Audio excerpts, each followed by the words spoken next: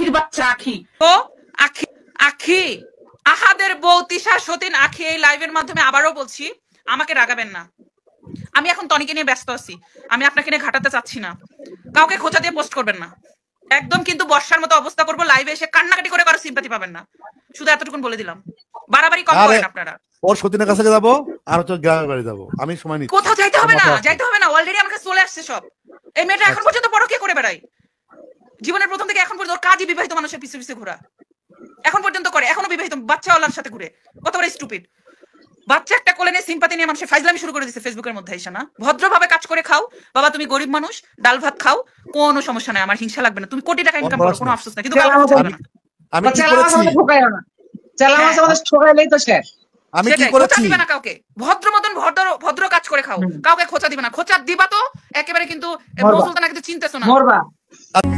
हमरे अटारे आपे आजा रे सवारिया। এবার মৌসুমতানা ধুয়ে দিল আকিকে। আকি তুই বেশি ফটর ফটর করিস না, তোর সব কীর্তি ফাঁস করে দেবো। বেশি বাড়াবাড়ি করলে তোর বর্ষা চৌধুরীর মতো হাল করে ছাড়বো। রীতিমতো ধমকানি দিল আকিকে। কিছুদিন আগে আকি একটি পোস্ট করেছিল, টনির সাপোর্ট নিয়ে খোঁচা দিয়েছিল মৌসুমতানাকে।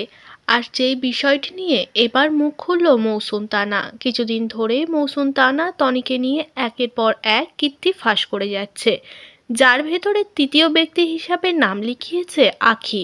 তাই তো আখিকেও ছেড়ে কথা বলল না তিনি। আখিকে বলে, তুই যে সারা জীবন বিবাহিত পুরুষদের প্রেমে পড়িস সেটা তো সবাই জানে, সন্তানের সিম্প্যাথি দেখিয়ে পরপুরুষদের মাথা খাচ্ছিস।